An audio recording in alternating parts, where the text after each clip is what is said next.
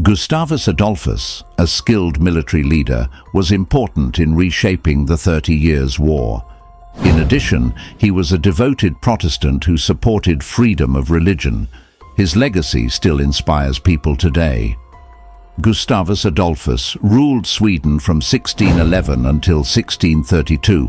He is regarded as one of the greatest military leaders in history, and the 30 Years' War was ultimately won or lost because of his creative strategies.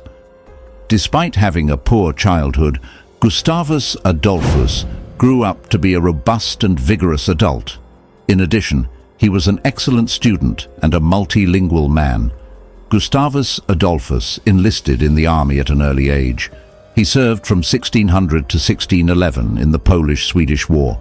He was crowned King of Sweden in 1611. Gustavus Adolphus quickly reformed the Swedish military. He established a more professional and disciplined army while also introducing novel arms and strategies. The 30 Years' War began in 1618. The European states that were Protestant and Catholic were engaged in a religious conflict.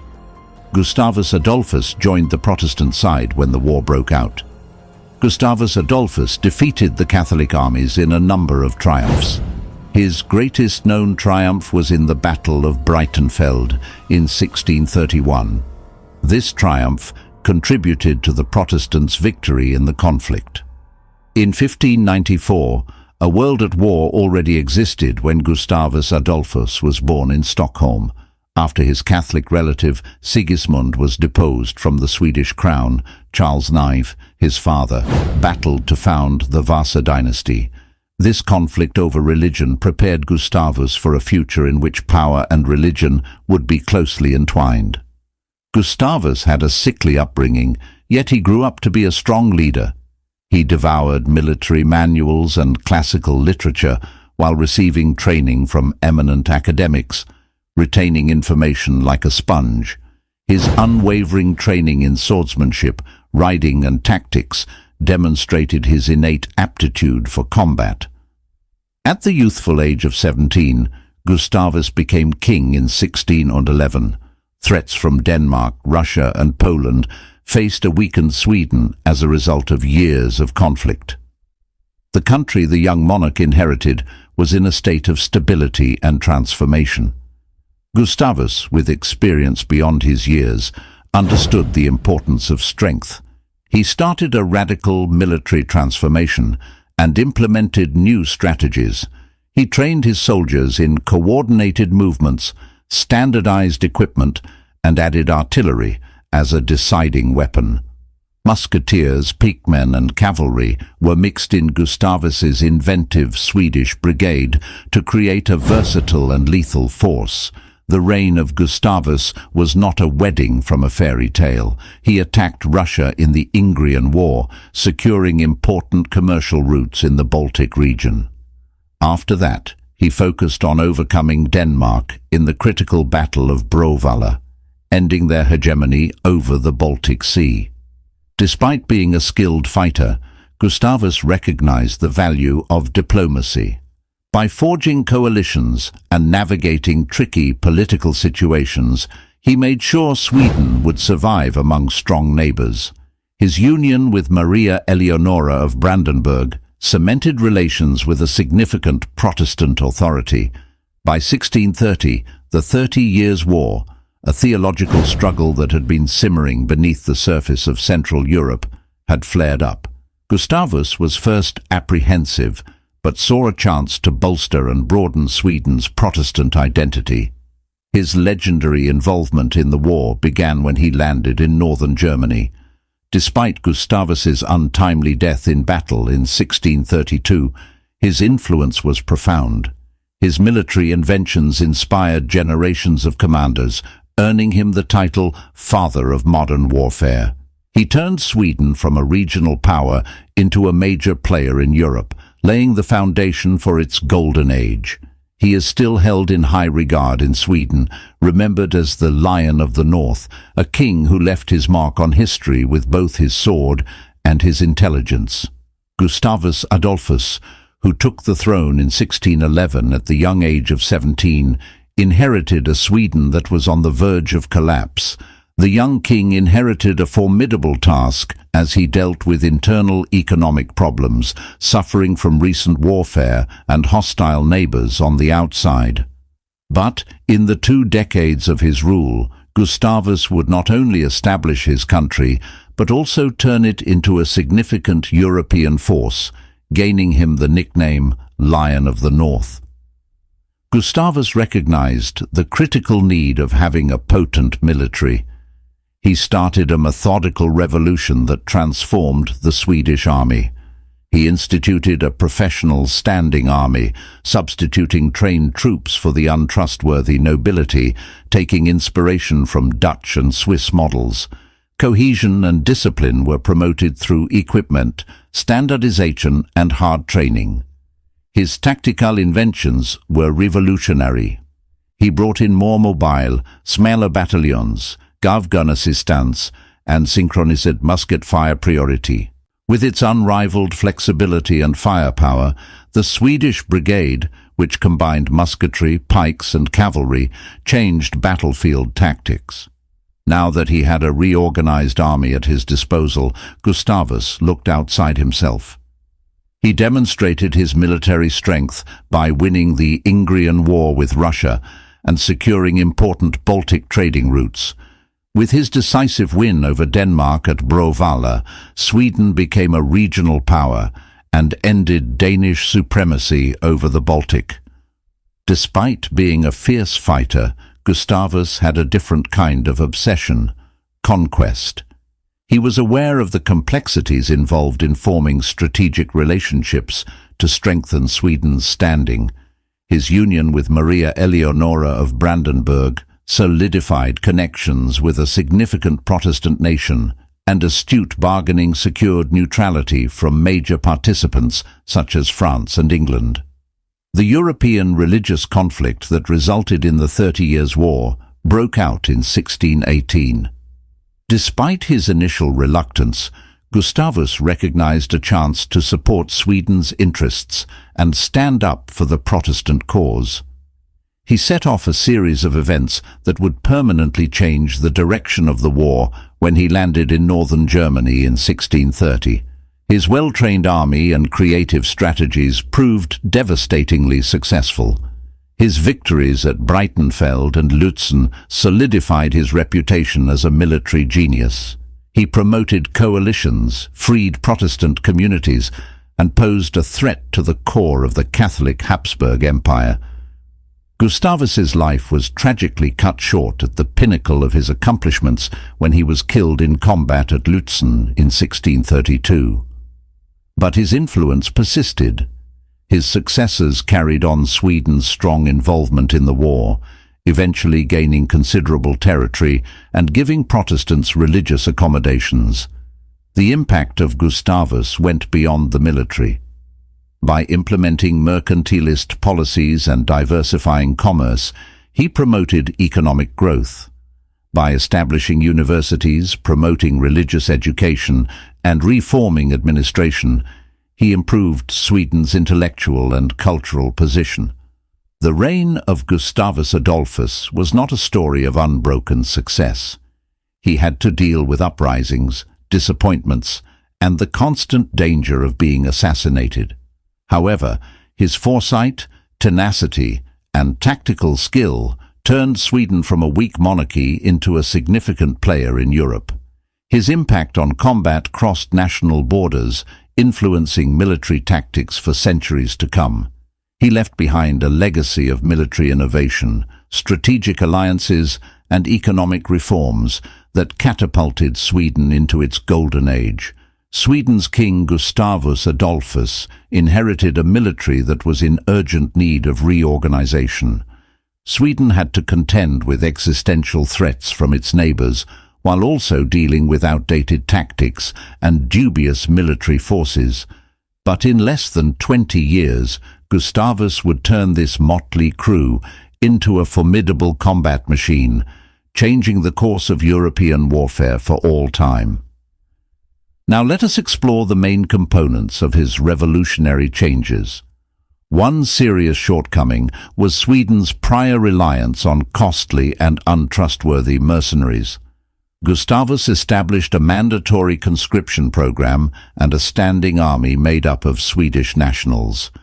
In addition to guaranteeing allegiance, this made the soldiers feel a sense of pride in their country. Before Gustavus, various units used vastly different tactics and equipment.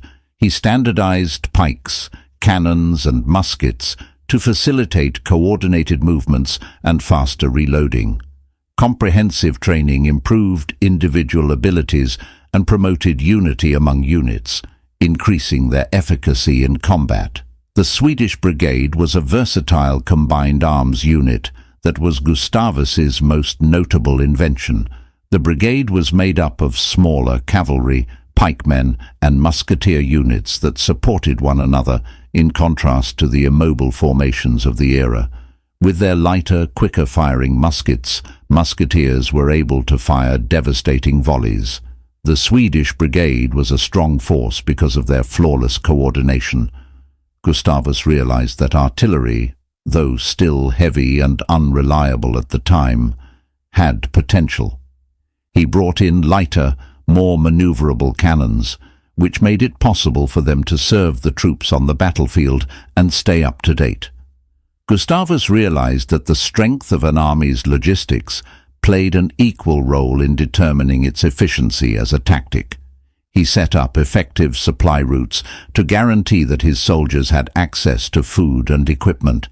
He placed a strong emphasis on maintaining order among the ranks, reducing looting, boosting morale, and averting chaos. These developments fundamentally altered European warfare. The army under Gustavus was able to move quickly, adjust to shifting circumstances, and unleash coordinated firepower that rivals nothing.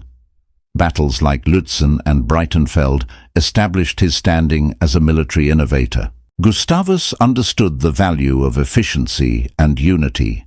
He ensured that soldiers could readily swap ammo and spare parts by standardizing equipment throughout the army. The streamlined design of cannons, pikes and muskets made maintenance and logistics easier. Its homogeneity also made coordinated tactics possible, in contrast to the disorganized battlefields of the time. Thorough drilling turned into a defining feature of Gustavus's reforms. Soldiers repeatedly rehearsed musket fire methods, formations, and maneuvers. Practice developed self-control, refined personal abilities, and promoted cooperation. The once disparate groups started to maneuver and engage in combat as a cohesive unit. Gustavus innovated rather than just copying pre-existing models. He created the Swedish Brigade, a unique combined arms force that was adaptable and unmatched in its kind. It was made up of smaller cavalry, pikemen, and musketeer units that complemented one another. With their lighter, quicker-firing muskets, the musketeers unleashed devastating volleys of fire. On the battlefield, this unequaled flexibility and firepower came from their seamless collaboration and agility. Gustavus recognized that the strength of an army's logistics was equally as important as its tactics. He set up effective supply routes, making sure his soldiers had enough food and supplies, which reduced desertion and raised morale. He placed a strong emphasis on maintaining order among the ranks, outlawing looting, building confidence, and averting chaos. On the front lines of Breitenfeld and Lützen, Gustavus's professional army proved to be more than just a pipe dream. Their well-coordinated weaponry, tactical nimbleness, and deliberate movements destroyed their opponents' set formations. Triumphs over seasoned and well-prepared adversaries solidified Sweden's standing as a significant military force and Gustavus's status as a brilliant military innovator. Victory in combat was not the only aspect of this metamorphosis. It strengthened recruitment efforts and attracted volunteers by fostering a sense of pride and unity in Sweden's national identity. The professional army's ability to provide economic opportunities is the reason for Sweden's rising wealth. His reforms influenced the evolution of modern warfare for generations to come by serving as a model for other countries. Recall that this is merely a peek into the building of Gustavus's specialized military. Examine the challenges he faced, the impact of particular individuals on the reforms, and the unique accounts of the soldiers whose lives this new system affected. You can highlight the rigorous training schedule, the logistical challenges, and the personal costs borne by individuals who established this powerful force. The future Lion of the North, Gustavus Adolphus, was not happy with the status quo after inheriting a kingdom beset by strife and dependent on antiquated strategies. His idea? To modernize Sweden's armed forces and equip them with weapons and strategies that would make his adversaries shudder. Although muskets were widely used, Gustavus understood their limitations. By introducing lighter and faster-firing models, his men were able to fire more volleys in a shorter amount of time. In order to streamline logistics and guarantee that every shot was counted, he standardized musket types and ammunition. The core of his attacking force was his well-trained and disciplined musketeers, who could deliver devastating, well-coordinated fire.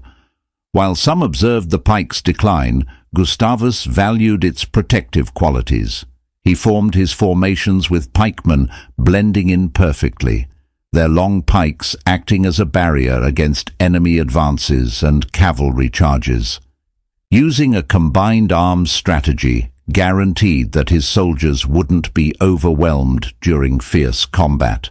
The slowness and clumsiness of artillery limited its usefulness in combat. Gustavus changed this by bringing in more portable, lighter guns. These leather guns could keep up with his troops and provide vital support on the battlefield. As a result, artillery became a dynamic component of his tactical movements rather than a static siege weapon. The Swedish Brigade, a versatile combined arms force never seen before, was Gustavus's real invention. Imagine the perfect harmony of musketeers throwing volleys, pikemen building an impenetrable wall, and cavalry taking advantage of openings. Because of their combined efforts, the Swedish Brigade became a formidable force that could strike deadly blows and quickly adjust to changing circumstances. Gustavus improved not only the equipment, but also the training of his soldiers. He eschewed stiff formations in favor of more flexible strategies. His soldiers were able to quickly react to enemy movements and adjust to the changing terrain by moving in smaller, more agile formations. Coordinated maneuvers were emphasized, with each component of the Swedish Brigade supporting the others. Other nations studied and imitated his tactics, beginning a centuries-long evolution of combined arms warfare. Gustavus's reforms had an effect outside of the battlefield. They strengthened Sweden's status as a significant European power by fostering a sense of pride and unanimity among the populace. His focus on discipline and training produced a generation of expert warriors and leaders who shaped Sweden's military culture for many years to come. The military reforms of Gustavus Adolphus constituted a conceptual revolution in combat, not only tactical advancements. He laid the foundation for contemporary military theories by emphasizing discipline, cooperation, and adaptability. Even though tragedy ended his rule too soon, his influence as the father of modern warfare reverberates throughout history, serving as a reminder that creativity and foresight have the power to turn even the most defenseless force into a roaring lion. King Gustavus Adolphus of Sweden intervened during the 30 Years' War, a theological and political struggle that tore across Europe from 1618 to 1648 and significantly changed its terrain. Although his rule during the war was short, he had a huge influence and was dubbed the Lion of the North. Gustavus was initially reluctant to involve Sweden in the instability of the continent, but he watched as German Protestant states in Germany were in danger of being dominated by Catholic Habsburg forces. The conflict changed course when Charles landed in northern Germany in 1630, out of worry for Sweden's own Protestant future and a desire to increase his country's might. Gustavus's army turned out to be a revelation after his innovative changes.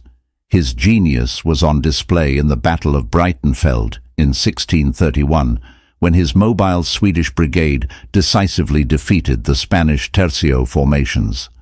Victories such as Lützen ensued, bringing liberty to Protestant communities, motivating disheartened allies, and instilling terror in the core of the Habsburg Empire. Not only was Gustavus a talented general, being a skilled negotiator, he forged partnerships with important Protestant nations like France and Brandenburg, building a strong network of allies. Funding was obtained, neutrality with England was negotiated, and he took up the cause of the Protestants, uniting disparate forces against the Catholic menace. The road Gustavus took wasn't lined with roses. The Swedish nobility, leery of his aspirations and the financial burden of the war, opposed him from inside. He managed to balance the needs of his own war-weary country with the interests of friends while navigating challenging political environments. At Lützen, tragedy struck in 1632. Gustavus led a charge and was killed in combat, which was a turning point in the war. The Protestant alliance he formed continued his legacy in the wake of his death, winning important concessions on religion and territory in the 1648 Peace of Westphalia. The influence of Gustavus extended beyond the immediate results of the 30 Years' War. His military innovations helped to usher in a time of combined arms combat, having an impact on generations of commanders. His skill at diplomacy set Sweden up for its golden age, making it a significant player in Europe. He championed Protestantism and helped to weaken absolute monarchy in the end, embodying the spirit of religious tolerance. On a gloomy November day in 1632, silence descended upon the Lützen battlefield. The Lion of the North, King Gustavus Adolphus of Sweden, lay dead, his life tragically cut short in the middle of the 30 Years' War. Despite the short duration of his rule, he had a profound influence on Europe, changing the course of history and leaving a lasting legacy. One of the war's turning points was the Battle of Lützen. Despite Gustavus's fall, in the midst of chaos and smoke, his well-trained army and creative strategies ensured a hard-fought triumph. His unexpected death shook the Protestant forces to their very core. Axel Oxenstierna, the Chancellor of Sweden, took over as leader and promised to carry on Gustavus's ideas. Gustavus's influence continued to impact the conflict even after he left. His military reforms had given his men a fighting spirit, and his diplomatic relationships remained solid. Under Oxenstierna, Sweden persisted in becoming a major player in the war, and in the end, they were able to secure favorable terms for Protestants in the 1648 Peace of Westphalia. Victories and defeats did not define Gustavus's legacy alone. Through his economic reforms and emphasis on education, he turned Sweden from a regional power into a key participant in Europe, bringing about the country's golden age. These actions drove national wealth and cultural progress. Even his Catholic opponents respected him for his advocacy of religious tolerance. Gustavus's military reforms altered European combat. You can research the arguments over Gustavus's strategies, the conflicts that arose from particular conflicts, and the long-term effects of his successes on the European political scene.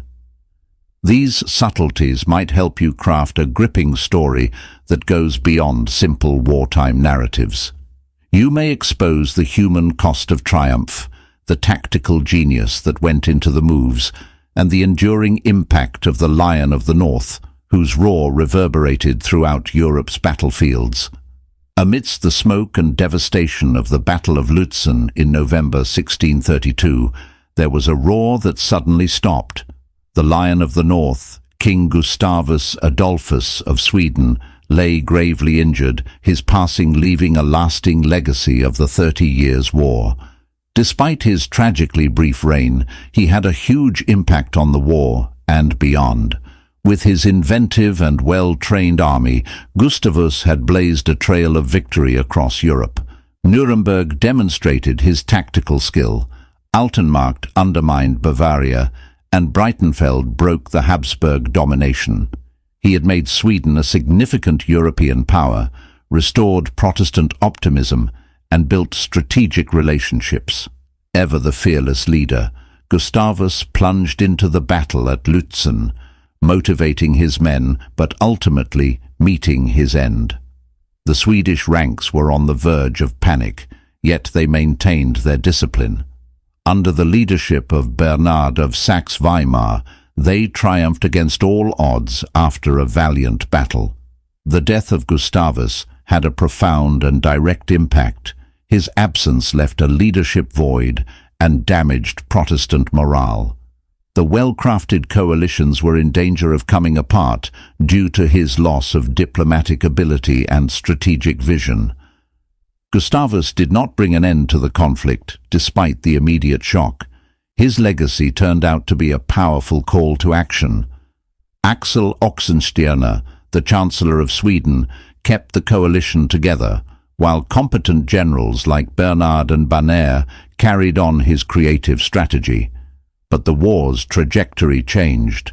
Without Gustavus's charm and diplomatic skills, Sweden found it difficult to hold on to its leading position. After being reluctant at first, France became the main supporter of Protestantism and was ultimately instrumental in bringing about peace. The Lion of the North, Gustavus Adolphus, was more than just a monarch. He was a formidable military leader. He took over a disorganized army that was embroiled in several wars and turned it into a creative, disciplined force that dominated the battlefields of the 17th century. What then made him such a strong and powerful leader? Put aside using force, Gustavus recognized the value of creativity. With the formation of the adaptable Swedish Brigade, which combined cavalry, pikemen and musketeers, he transformed his army. This made it possible to use well-planned strategies, devastating volleys, and quick movements that disoriented the enemy's stiff formations. He instilled loyalty and a sense of patriotism by substituting a disciplined conscript force for untrustworthy mercenaries. Clunky muskets were replaced by lighter, quicker-firing variants, which increased firepower and mobility.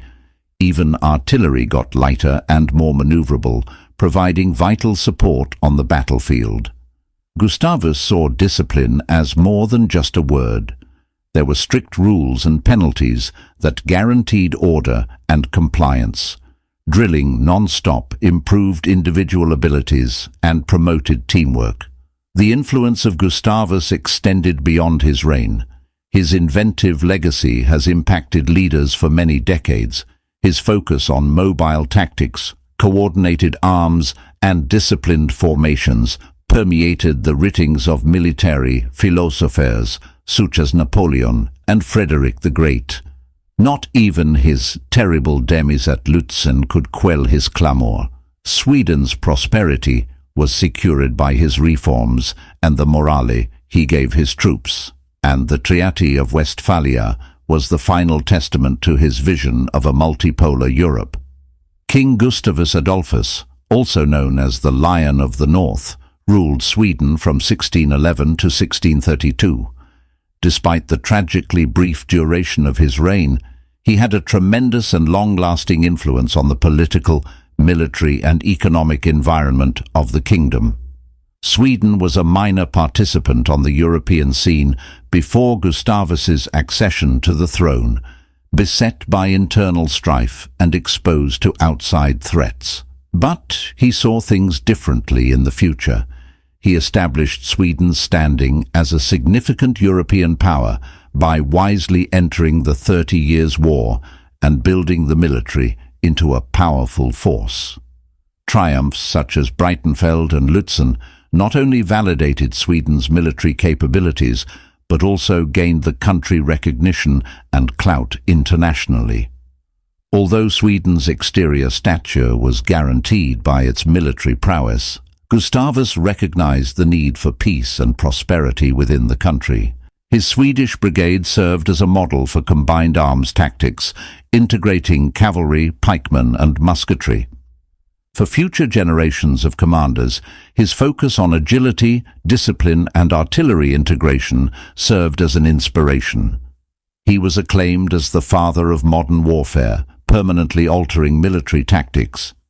Despite some debate surrounding his life narrative, Gustavus Adolphus is still highly regarded in Sweden and elsewhere.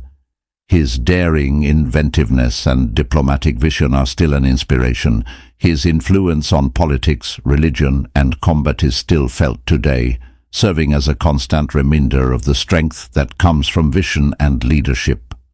Although this gives a general overview, keep in mind that your script can delve deeper into the specifics of Gustavus's passing and legacy. You can explore the political ramifications of his death, the emotional toll it took on his family and close aides, and the varying historical interpretations of his legacy. You can illustrate how his passing had repercussions on the conflict itself, highlighting the intricate interactions between historical forces and individual acts. Growing up, Gustavus Adolphus was brought up in a strict and devout family. Being a devoted Protestant, his father, Duke Charles IX, instilled a strong sense of faith in his children. In addition, Gustavus Adolphus received training in military tactics and the classics. Gustavus Adolphus enjoyed a cordial relationship with his mother, Christina of Holstein-Gottorp, and a close bond with his father, Duke Charles IX. But he had a more tense relationship with his half-siblings. His family had a big impact on Gustavus Adolphus's life. His mother's education instilled in him a love of learning, and his father's religious convictions shaped his own religion. His early years also equipped him for a leadership role. The future Lion of the North, Gustavus Adolphus, was born in 1594 into a violent society. Due to his father, Charles IX, the young prince became involved in the intricate worlds of politics and religion as he battled to establish the Vasa dynasty in Sweden. However, in the middle of the chaos, Gustavus gained knowledge and a childhood that would help him become an exceptional leader. As a weak child, Gustavus suffered from several ailments.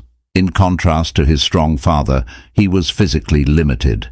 Nevertheless, a burning determination burned within him. Despite his obstacles, he trained assiduously in swordsmanship and horseback riding, developing strength and agility. In the Vasa household, education was very important. Prominent academics like Johannes Burius and Johann Skate carefully cultivated Gustavus's mind. He devoured ancient literature and became fluent in French, German, and Latin. Rhetoric, mathematics, and history sharpened his diplomatic and strategic thinking. Religion had a significant impact on Gustavus. He was brought up in a resolutely Protestant home, where he internalized Lutheran principles and became pious. Nevertheless, he was aware of the political reality of a split Europe and had learned how to negotiate the nuanced interplay between power and religion. There was a tragedy in 1611. Following the death of Charles IX, 17-year-old Gustavus inherited the Swedish throne. Although his schooling had equipped him, the responsibility of leading rested heavily on his young shoulders. Gustavus's rule was anything but tranquil.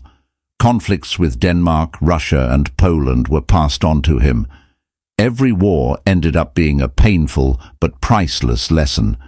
He discovered the drawbacks of traditional strategies, the significance of morale and logistics, and the demand for creativity.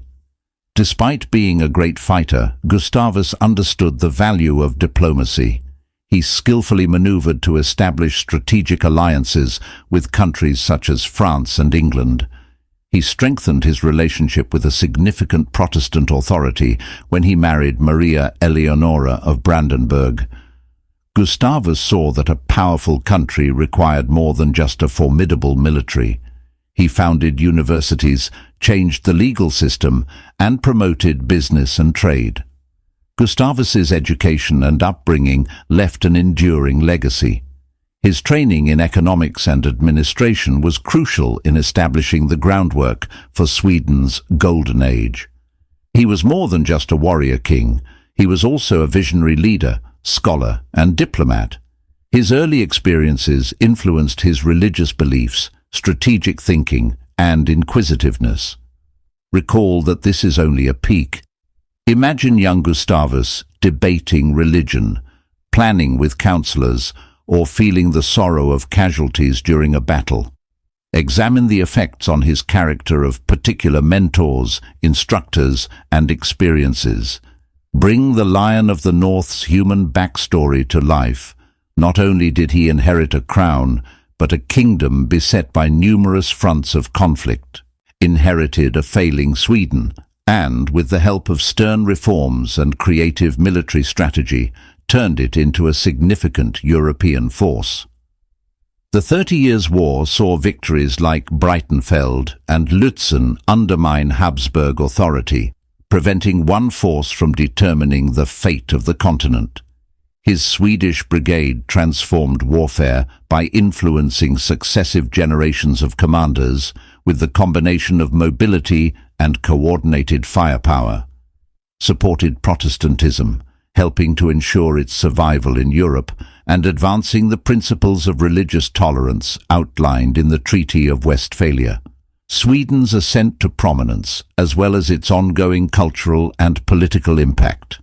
The Treaty of Westphalia, which upholds the idea of state sovereignty, shapes international relations.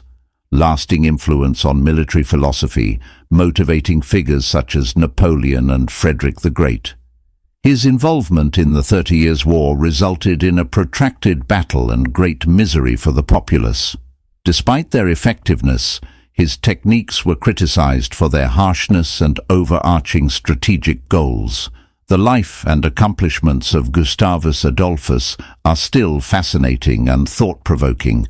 In addition to being a warrior, he was also a leader who changed the course of European history and left an enduring legacy. The Lion of the North, Gustavus Adolphus, was more than just a monarch. He was a revolutionary who left his mark on the annals of European history. Taking over from a weak Sweden, he used ruthless military strategies and well-coordinated domestic changes to drive the country into prominence. Battles like Breitenfeld and Lützen put the Habsburg hegemony to the test and stopped one army from determining the future of the continent. With his mobile Swedish brigade, he transformed warfare and impacted a number of commanders in subsequent generations. Beyond the battlefield, he promoted Protestantism, reformed Sweden through internal reforms, and helped establish the notion of state sovereignty that is codified in the Treaty of Westphalia. His ongoing influence can be seen in Sweden's continued dominance, the development of international relations, and the legacy of his military innovations, despite not being without controversy. Beyond simply being a man of his era, Gustavus Adolphus was a visionary leader whose voice may still be heard along the corridors of history. Gustavus Adolphus, known as the Lion of the North, ruled Sweden from 1611 to 1632. He was a devoted Protestant and an accomplished military commander. He received his education at Oxford and Uppsala universities. Gustavus Adolphus became the King of Sweden in 1611. He inherited a militarily and financially beleaguered kingdom. He immediately got to work, overhauling the economy and army of Sweden. Additionally, he brought forth a number of religious reforms that increased Sweden's Protestantism. Gustavus Adolphus declared war on Russia in 1617. He achieved several successes and compelled Russia to give Sweden territory. He entered the fight against Poland in 1621. In addition, he won this conflict and made Poland give territory to Sweden. Gustavus Adolphus entered the 30 Years' War in 1630. In the 1631 Battle of Breitenfeld, he led the Protestant armies to victory over the Catholic Habsburgs. At the Battle of Lützen in 1632, he was killed in combat. Adolphus Gustavus was a devoted Protestant and a capable military commander. He is regarded as one of Sweden's most outstanding military commanders. Gustavus Adolphus was a multifaceted and contentious individual. He was a skilled military tactician who influenced how the 30 Years' War played out. In addition, he was a devoted Protestant who was determined to share his religion. He was a merciless conqueror, though, and many people died as a result of his actions. The legacy of Gustavus Adolphus is still up for discussion. He is viewed as a hero by some for having prevented the extinction of Protestantism. According to some, he was a war criminal who caused hundreds of fatalities. In the end, Gustavus Adolphus was a complicated and paradoxical person who had a significant impact on European history. In addition to his military skill, Gustavus Adolphus, widely known as the Lion of the North, inspired innovation and revolutionary leadership that sent shockwaves through 17th century Europe. He took over a failing Sweden, and instead of just leading forces, he transformed them. He developed the Swedish Brigade, a disciplined national militia, as an alternative to depending on dubious mercenaries. This movable force, composed of cavalry, pikemen and musketeers, outmaneuvered inflexible opposing formations and unleashed well-coordinated volleys. The bulky muskets of the past were replaced by lighter, faster-firing variants that increased mobility and firepower. He had an advantage over his opponents, who were used to slower, more predictable formations, thanks to his agility and tactical dexterity. Gustavus's innovative weaponry and strategies were proven in combat, not only theoretically. Victories like Breitenfeld and Lützen, which breached German defences and cemented Sweden's position as a significant military force, served as examples of their effectiveness. His inventions ushered in a period of combined arms warfare and tactical agility, having a lasting impact on military strategists for many generations. These modifications have an effect outside of the combat zone.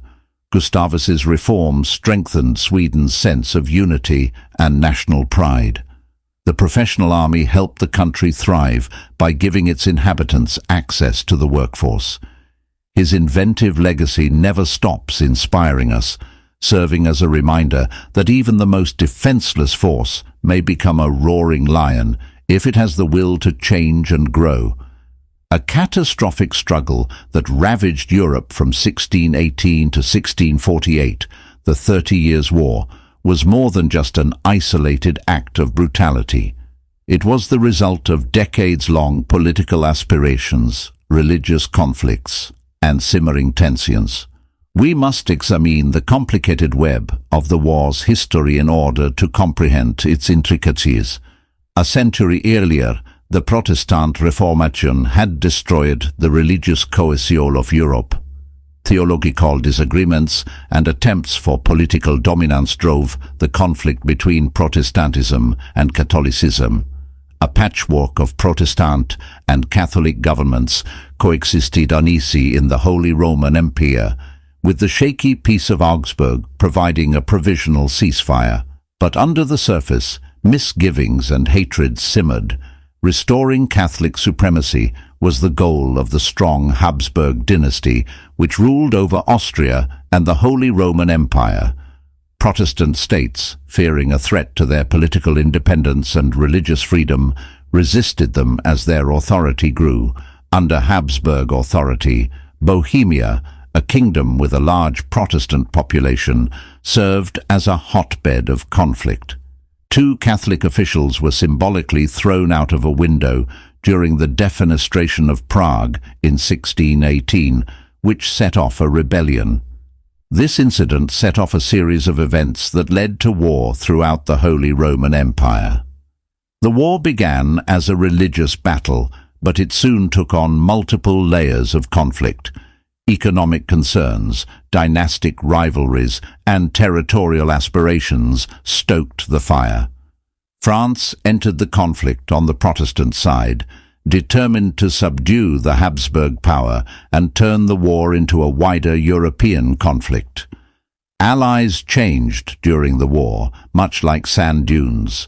England, Sweden, and Denmark all made varying degrees of interventions, each driven by a different set of goals and continually re-evaluating their objectives. As a result, the battle was unexpected and drawn out, and successes and failures shaped new alliances and betrayals. The conflict was a harsh reality rather than a magnificent show. Mercenary armies devastated the landscape, leaving a path of ruin in their wake. Millions of people died from disease, starvation, and war. Estimates place the country's population reduction at as high as 30%. Europe was left worn out and scarred by the 30 Years' War. It cleared the way for the emergence of nation-states and upended the political system of the Holy Roman Empire. The battle also led to a desire for religious tolerance and peace, which was satisfied in 1648 with the signing of the Treaty of Westphalia. This historic agreement created the notion of sovereignty and laid the foundation for the contemporary international order.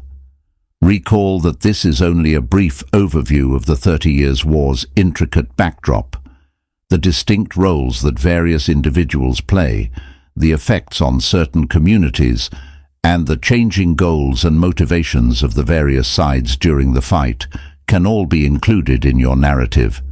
You can highlight the individual accounts of those caught in the crossfire, the devastation caused by this great conflict's human cost, and the diplomatic machinations and betrayals. You can bring the complex web of the 30 Years' War to life by learning more about its nuances. Doing so will enable you to understand the historical factors and moral decisions that precipitated this terrible battle and its long-lasting effects on the future of Europe. 12 years had passed since the 30 Years' War broke out in 1630, sweeping most of Central Europe into a bloody conflict between Catholics and Protestants. At first, Sweden had stayed out of the conflict, but King Gustavus Adolphus, who was driven and devoted to Lutheranism, saw an opportunity to step in and protect the interests of Protestantism as well as those of his own country. As a devout Protestant, Gustavus saw his own faith and the religious freedom of his people as being threatened by the Habsburgs' attempts to re-establish Catholic dominance.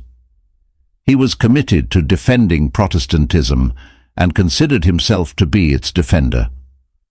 Poland and other Catholic states posed a threat to Sweden's access to the Baltic Sea. It was possible to guarantee Swedish dominance over important trade routes and increase its regional influence by siding with the Protestants. Young and ambitious, Gustavus wanted nothing more than to become a military hero and leave his mark on history. Leading a successful intervention might enhance Sweden's standing internationally and cement his reputation as a great leader. Sweden officially entered the war when Gustavus, with an army that was well-trained and disciplined, landed in Pomerania in July 1630. The conflict appeared to change when he arrived. Gustavus's army won a number of early battles by using creative strategies and their superior discipline. They broke the idea of Habsburg invincibility and raised Protestant morale by defeating forces from the Catholic League and the Imperial League at pivotal engagements like Breitenfeld, 1631, and Lützen, 1632. The effects of Gustavus extended beyond the battlefield. He made allies and gained the support of other Protestant powers by deftly navigating the treacherous political terrain. In conquered territories, he also carried out progressive reforms, winning the support and admiration of the local populace. Gustavus tragically lost his life in 1632 in the Battle of Lützen, which dealt a serious blow to the Protestant cause. But his involvement had changed the course of the conflict significantly. He ensured that German Protestantism would survive and stopped the Catholic Church from taking over all of Europe. His creative military strategies and emphasis on discipline had a lasting impact on combat for several generations. He improved Sweden's standing abroad and made it a significant player in Europe. His involvement ultimately resulted in the Treaty of Westphalia, which put an end to the conflict and established a new system based on religious tolerance and the notion of state sovereignty. Known affectionately as the Lion of the North, King Gustavus Adolphus of Sweden shook the very foundations of the 30 Years' War when he joined in 1630. Despite being tragically brief, his rule was notable for a string of decisive victories that permanently altered the balance of power and solidified his reputation as a military innovator. The war underwent a sea change after this battle. Against a more sizable imperial force under the command of Count Tilly, Gustavus skillfully applied his novel strategies. His Swedish brigade was a cavalry, pike and musketeer combined arms force that moved with deadly firepower and accuracy. They crushed the enemy's inflexible formations with coordinated volleys and mobile artillery, causing significant fatalities and winning with absolute certainty. In addition to proving how successful Gustavus's reforms were, Breitenfeld inflicted a serious blow to the Habsburg hegemony and gave the Protestant forces hope. Gustavus, intent on undermining Habsburg authority in its core, chased the retreating imperial army after Breitenfeld. He tricked a smaller imperial army into falling into a trap at Altenmarkt. By outwitting the opposition, his cavalry surrounded them and launched a crushing attack.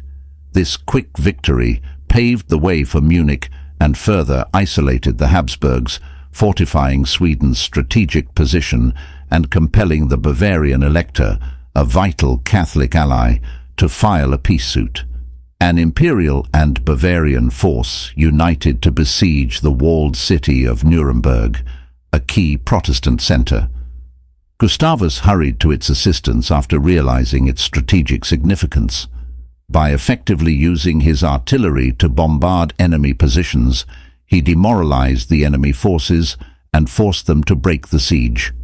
This triumph not only preserved Nuremberg, but also demonstrated Gustavus's capacity to modify his strategy for urban combat, strengthening his standing as an accomplished military commander. Gustavus again proved his tactical mettle at Lützen, this time against the wily Habsburg leader Wallenstein. Leading a cavalry attack himself, he disoriented the enemy and broke through their lines. But in the midst of the mayhem, he suffered a deadly wound, and his passing severely damaged the Protestant cause.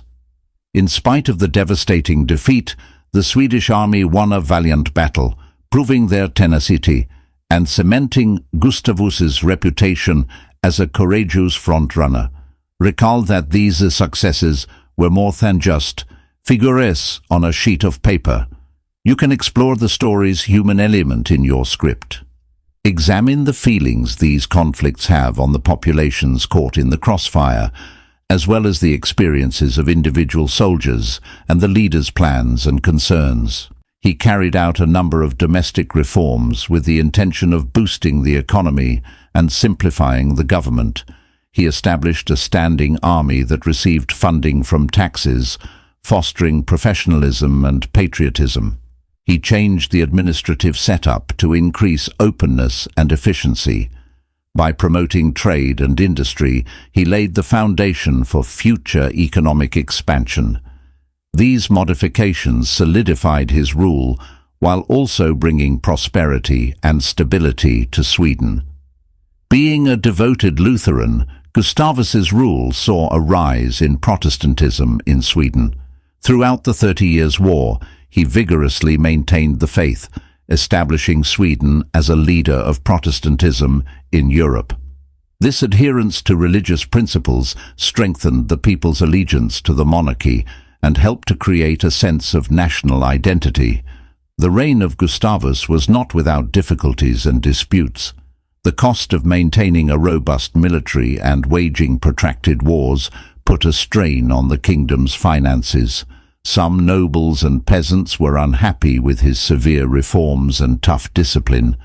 Even though Sweden eventually benefited from his involvement in the 30 Years' War, a great human cost was incurred.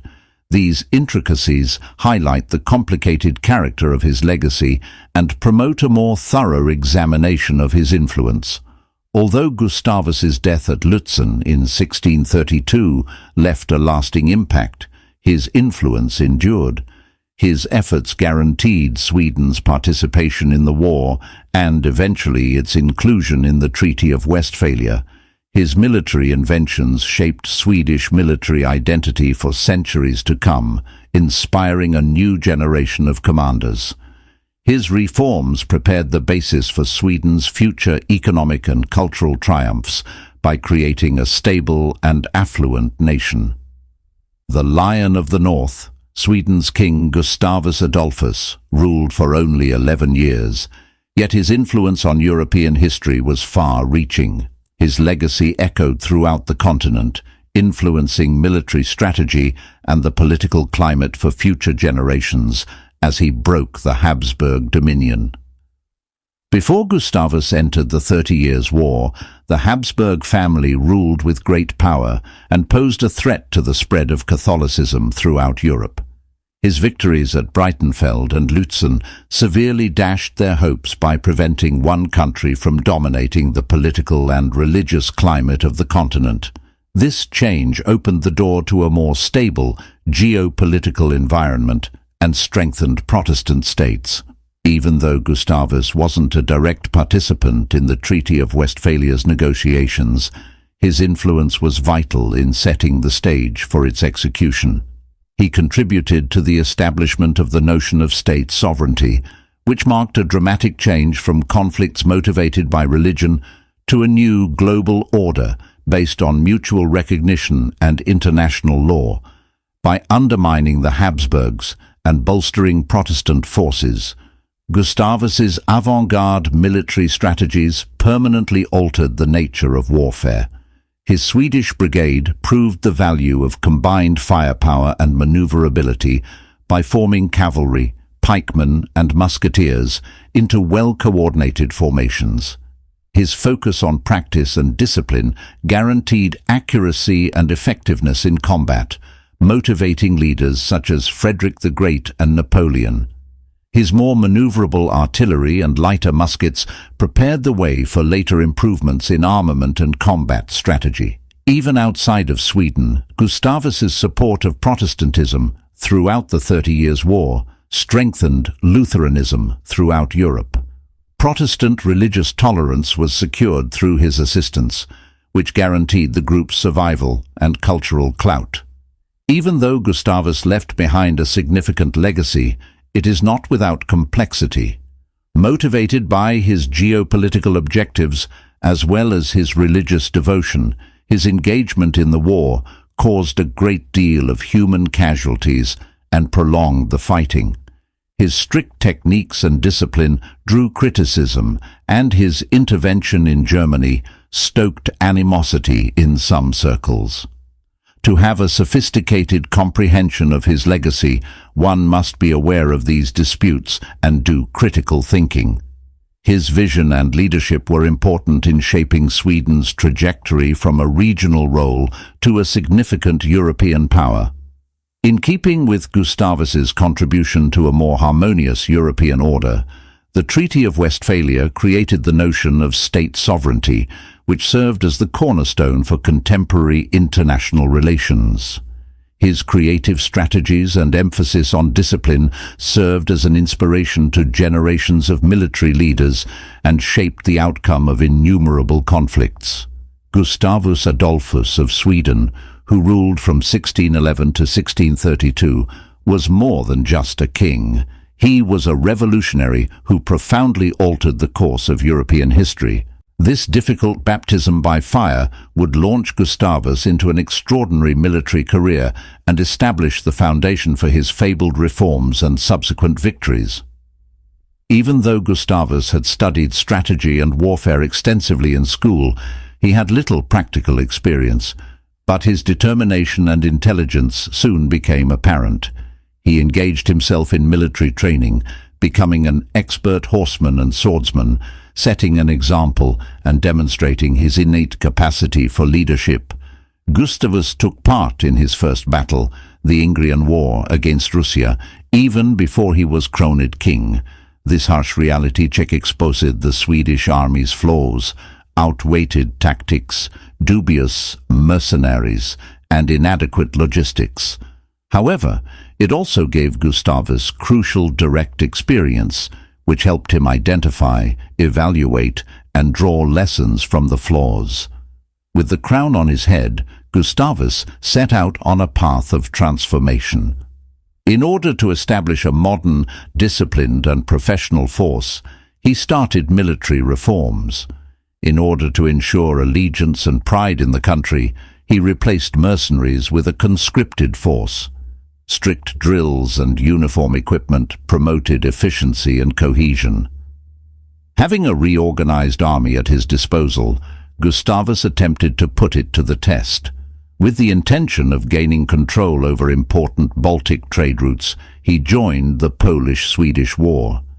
Despite early losses, Gustavus's tactical skill and well-trained army produced triumphs like Sturm and Riga, demonstrating the success of his reforms.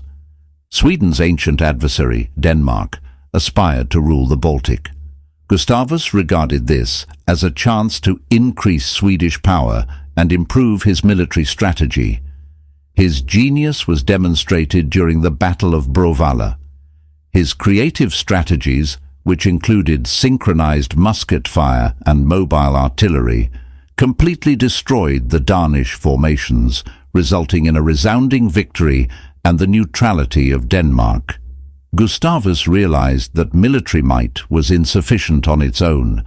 In order to gain their support and stop them from assisting his adversaries, he formed strategic alliances with Protestant nations like France and England. In addition, he engaged in shrewd negotiations with other parties, using diplomacy to strengthen Sweden's position strategically. Even as he oversaw his army, Gustavus never shied away from his home duties. He carried out economic changes that promoted trade and established the groundwork for Sweden's future affluence. He founded universities and promoted education because he understood how important it was to creating a knowledgeable and powerful country. By the time Gustavus Adolphus finished his early military career, he had made Sweden a powerful nation rather than a weak one. He had refined his leadership abilities, created creative strategies, and amassed a disciplined and well-trained army. Keep in mind that this is only a peek at Gustavus's early military career. The 30 Years' War would be his greatest challenge, and the reason he would truly acquire the nickname Lion of the North. Examine the difficulties he encountered, the private experiences that molded him into a leader, and the influence of certain conflicts and wins on his approach to strategy. You can highlight the toll that war has on human lives, the camaraderie among soldiers, and the strategic planning that goes into every battle. By elaborating on these subtleties, you can craft an engaging story that shows how a young prince developed into a strong military commander and laid the groundwork for the historic battle that would come to define his legacy. After becoming the leader of a war-torn realm and depending heavily on mercenaries, Gustavus Adolphus, the future Lion of the North, realized how urgently the military needed to change. In his vision, Sweden would become a major player in Europe, with an army that was modern, disciplined, and professional. This audacious project changed the face of combat forever and set the stage for his subsequent triumphs. Gustavus took over an army that was in chaos. The majority of his soldiers consisted of mercenaries who were infamously erratic and costly. Their efficacy varied greatly, and their devotion was dependent more on compensation than patriotism. Training was disorganized, tactics were antiquated, and equipment was unreliable. This situation weakened Sweden's aspirations and revealed its weakness. Conscripting a military in place of mercenaries was Gustavus's first misstep. This engendered a sense of patriotism and ensured loyalty.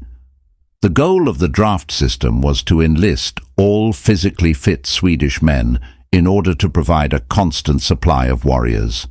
The army and the country grew closer as a result of the regular income, land gifts, and exemption from some taxes offered as incentives to the pact, despite initial reluctance. Under his vision, even artillery changed, becoming lighter and more maneuverable to provide vital support on the battlefield. Gustavus believed that true leadership was about establishing steadfast discipline and loyalty, not merely giving motivational speeches.